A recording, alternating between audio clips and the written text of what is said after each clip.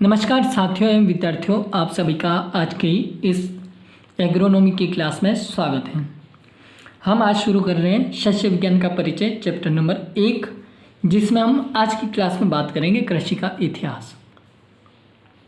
काफ़ी सारे स्टूडेंट ने कमेंट्स भी किए थे कि सर एग्रोनॉमी शुरू कीजिए, तो एग्रोनॉमी शुरू कर दिए हैं। देखिए, मैंने भी अभी एग्रीकल्चर सुपरवाइज़र की तैयारी शुरू की है, तो आप भी यदि 1 महीने में मेरे साथ में सिलेबस कंप्लीट करोगे और 1 महीने आप रिवीजन करोगे तो सिलेक्शन पक्का ले लोगे। तो मैं भी उसी टारगेट पर चल रहा हूँ और आप भी उसी टारगेट पे चलिए। बाकी क्लास को शुरू करने से पहले आप सभी लाइक नहीं करते हो, वीडियो को लाइक करना ना भूलें, ज़रूर से ज़रूर लाइक करें। जितने भी देख रहे हो सब लाइक करोगे, वरना फिर क्लास में ऑफ कर दूँगा। और मेरी तबीयत थोड़ी ख़राब होने के कारण काफ़ी दिनों से क्लास नहीं आ पा रही थी। चलिए शुरू करते हैं आज के टॉपिक को, शस्य विज्ञान का परिचय, इंट्रोडक्शन टू एग्रोनॉमी। आज हम इसमें बात करेंगे अकॉर्डिंग टू सिलेबस। वह शाखा जिसमें फसलों की खेती का अध्ययन किया जाता है उस शाखा को क्या कहते हैं? शस्य विज्ञान। क्या कहते हैं? शस्य विज्ञान कहते हैं जिस शाखा में हम फसलों की खेती किस प्रकार से की जाती है, क्या क्या क्रियाएं की जाती है, जुताई किस प्रकार से होती है, पाटा कैसे लगाते हैं, बुआई किस प्रकार से करते हैं, क्यारियाँ किस प्रकार से बनाते हैं, जो भी हम कर्षण क्रियाएं करते हैं, निराई गुड़ाई करते हैं, बुआई करते हैं, जो भी सभी क्रियाएं जो करते हैं उनका जिस शाखा में हम अध्ययन करते हैं उस शाखा को शस्य विज्ञान कहते हैं, एग्रोनॉमी कहते हैं।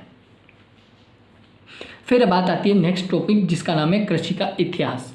ये हमारे सिलेबस का सबसे नंबर 1 पॉइंट है जो हमें एग्रोनॉमी में पढ़ना है। चलिए आगे बढ़ते हैं। अब देखिए कृषि का इतिहास। अब आप बोलोगे कि ये क्या लिख रखा है, तो ये एक बेसिक पॉइंट है। जब हमारे कृषि की शुरुआत हुई थी तो 25 दिसंबर अकॉर्डिंग टू अभी के समय से, तो 1 जनवरी 001 उस समय चल रहा था और अभी चल रहा है 2023, मतलब 2023 साल पहले की बात यहाँ पर हो रही है। उस समय जो कैलेंडर चलता था उसे ग्रीगेरियस के कैलेंडर कहते हैं। क्या कहते हैं? Gregarious calendar. फिर हम यहाँ पर देखते हैं कि हम कभी कभार क्या लिखते हैं? ईसा पूर्व, ईसा पश्चात। हम इन चीज़ों का उपयोग बहुत करते हैं।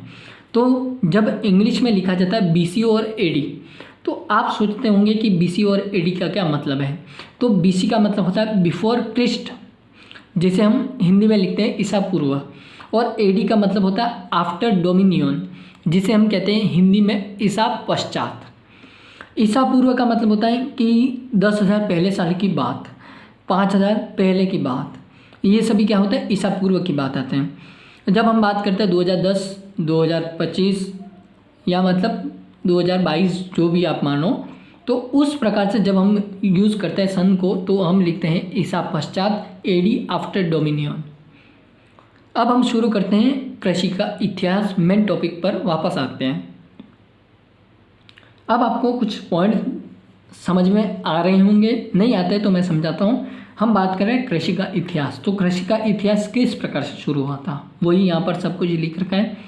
10,000 BC की बात है। BC का मतलब होता है ईसा पूर्व, मतलब 10,000 वर्ष पहले की बात है, जब मानव ने प्रथम पशु के रूप में कुत्ता पाला था। क्या पाला था? मानव ने प्रथम पशु के रूप में कुत्ता पाला था। फिर आपसे क्वेश्चन पूछा जाए कि कृषि में सर्वप्रथम पशु कौन सा पाला गया, तो यहाँ पर 8700 8700 BC की बात है, भेड़ पालन प्रारंभ हुआ। कृषि में सर्वप्रथम पशु जो पाला गया वो भेड़ पाला गया था। कौन सा? भेड़। फिर यहाँ पर हम बात करते हैं 7700, मतलब 7700 BC, जब बकरी पालन, भेड़ के बाद में बकरी पालन प्रारंभ हुआ। फिर क्या हुआ कि 7500 BC आई, उसमें क्या हुआ कि गेहूं एवं जौ की खेती प्रारंभ हुई। गेहूं एवं जौ की खेती का प्रारंभ हुआ। यहाँ तक बात क्लियर होगी। 10,000 BC में मानव ने प्रथम पशु के रूप में शिकार के लिए कुत्ता पाला। 1700 BC में भेड़ पालन। सर्वप्रथम कृषि में प्रयुक्त होने वाला जो पशु था वो भेड़ था। और 2700 BC 8700 BC में मानव ने पशु के रूप में, कृषि में सर्वप्रथम पशु के रूप में भेड़ को पाला। 7700 BC की बात है, बकरी पालन प्रारंभ हुआ। और 7500 BC में गेहूं एवं जौ की खेती प्रारंभ हुई। यहाँ तक क्लियर होगा, आई होप, कमेंट्स करके ज़रूर बताइएगा। अब देखिए, गेहूँ एवं जौ की खेती का प्रारंभ तो हो गया, लेकिन जब सिंचाई नहीं करेंगे तो और हल नहीं होगा तो जुताई किससे होगी। तो उसी के बाद में 2900 BC में सिंचित खेती एवं हल का आविष्कार हुआ। यहाँ तक कृषि का इतिहास आई होप क्लियर होगा। देखिए, फिर हम आते हैं 2300 BC 2300 BC, जिसमें चना, नाशपाती, सरसों, कपास की खेती का प्रारंभ हुआ। किसका प्रारंभ हुआ? चना, नाशपाती, सरसों, कपास की खेती का प्रारंभ हुआ। फिर 2200 BC में मुर्गी, भैंस और हाथी पालन शुरू हुआ। मुर्गी, भैंस और हाथी पालन शुरू हुआ था। फिर 1700 BC में घोड़ा पालन प्रारंभ हुआ। जस्ट कितने वर्ष बाद? देखिए, 2200 और 1700, तो 2200 और 1700 लगभग 5 से 7 साल बाद घोड़ा पालन प्रारंभ हुआ। फिर 1500 BC में गन्ने की खेती एवं कुएं से सिंचाई की शुरुआत हुई। गन्ने की खेती एवं कुएं से सिंचाई की शुरुआत कब हुई? 1500 BC में। अब देखिए, एडी आ गया। एडी का मतलब आपको पता है, ईसा पश्चात, आफ्टर डोमिनियन। 1500 एडी के बाद में मौसमी एवं अनार की खेती प्रारंभ हुई। देखिए, इस समय क्या हुआ था? 10 मई 1498 वास्को डी गामा एक वैज्ञानिक थे जो भारत आए थे। तो वो वैज्ञानिक कहाँ के रहने वाले थे? पुर्तगाल देश के नागरिक थे, जिन्होंने 1500 एडी में इन सभी की खेती का प्रारंभ किया था। गन्ने की खेती और ये जो गेहूँ आदि की खेती का प्रारंभ किया था। फिर आता है एक इंस्टीट्यूट। इस इंस्टीट्यूट के बारे में बात करते हैं, समझेगा अच्छी तरह से। 1875 की बात है। 1875 की बात है। भारतीय मौसम विज्ञान की स्थापना पुणे, महाराष्ट्र में की। आपसे पूछा जाए भारतीय मौसम विज्ञान की स्थापना कब और कहाँ की, तो 1875 में पुणे, महाराष्ट्र में की गई थी। कहाँ की गई थी? पुणे, महाराष्ट्र में। इसका लैब कहाँ पर था? कलकत्ता या कोलकाता, जो भी आप लिखना चाहो। कोलकाता में इसका लैब था। इसे इंग्लिश में कहते हैं, भारतीय मौसम विज्ञान को, इंडियन मेट्रोलॉजिकल डिपार्टमेंट। ये जो भारतीय मौसम विज्ञान था, एक ये 2 तरीके से था। एक तो IMD था और एक IMD का दूसरा मीन्स भी था। IMD का मतलब एक तो था इंडियन मेट्रोलॉजिकल डिपार्टमेंट, जो कि पुणे महाराष्ट्र में था, और एक IMD था इंडियन मेट्रोलॉजिकल डिवीज़न, जो कि पुणे में स्थित था। एक होता है IAMD, न्यू दिल्ली में स्थापित था ये। इसका नाम है पूरा इंडियन एग्रीकल्चर मेट्रोलॉजिकल डिपार्टमेंट। लिख लीजिएगा, इंडियन एग्रीकल्चर मेट्रोलॉजिकल डिपार्टमेंट। अब देखिए, अब हम बात करते हैं 1871 की, जिस समय संयुक्त कृषि या राजस्व एवं वाणिज्य विभाग की स्थापना हुई। संयुक्त कृषि, राजस्व एवं वाणिज्य विभाग की स्थापना कब हुई? 1871 में। 1881 में स्वतंत्र रूप से कृषि विभाग की स्थापना की गई। बहुत इंपॉर्टेंट पॉइंट है, लाल टिक लगा देना, इंपॉर्टेंट लिख देना। फिर क्या हुआ था कि फिर देखिए, फॉरेस्ट रिसर्च इंस्टीट्यूट देहरादून में स्थापित किया गया था। कब किया गया था? 1906 में वन अनुसंधान संस्थान की स्थापना देहरादून में की गई थी। हिंदी और इंग्लिश दोनों में नोट किया गया है। फिर आगे बढ़ते हैं। अब देखिए, अब बात करते हैं 1899 की। 1899 से 1920 5 साल के बीच में क्या हुआ था? छप्पनिया अकाल पड़ा। ये आपसे क्वेश्चन अवश्य पूछा जाएगा, छप्पनिया अकाल कब पड़ा था? तो 1899 से 1900 या सन तक आप लिख सकते हैं। 1899 से 1900 सन तक छप्पनिया अकाल पड़ा। फिर 1901 से 1905 में कृषि से संबंधित विभिन्न अनुसंधान केंद्र पुणे, कानपुर, नागौर, साबोल, लायलपुर, जो अब पाकिस्तान में है, और कोयम्बटूर में इसकी स्थापना की गई थी या अनुसंधान केंद्र खोले गए थे। फिर 1905 की बात करें तो फिप्स प्रयोगशाला की स्थापना की। किसने की? हेनरी फिलिप ने की थी। यहाँ पर मैंने लिख रखा है, हेनरी फिलिप ने 1905 में फिप्स प्रयोगशाला की स्थापना की। अगला पॉइंट देखिए, महत्वपूर्ण है बहुत। देखिए, अब हम बात करते हैं 1905 में भारतीय कृषि अनुसंधान संस्थान, जिसे हम इंडियन एग्रीकल्चर रिसर्च इंस्टीट्यूट की कहते हैं इंग्लिश में।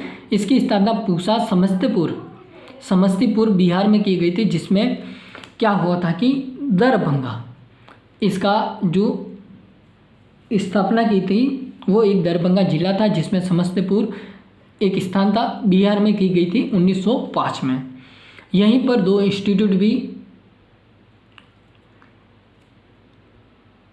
यहीं पर दो institute ARI agriculture research institute और IARI दोनों 1911 और 1919 में IARI की स्थापना हुई थी।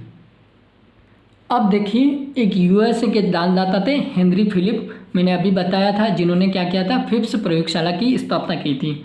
तो उन्होंने 30,000 तत्कालीन ब्रिटिश पाउंड, जो ब्रिटिश में जो पैसे होते हैं उनको पाउंड में गिना जाता है, तो लगभग 9 लाख रुपए का उन्होंने सहयोग किया। 1934 में बाढ़ के कारण संस्थान के बहुत हानि हुई। तत्पश्चात इसे 1936 में क्या किया, नई दिल्ली में स्थानांतरित किया गया था, जिसका नाम है ICAR।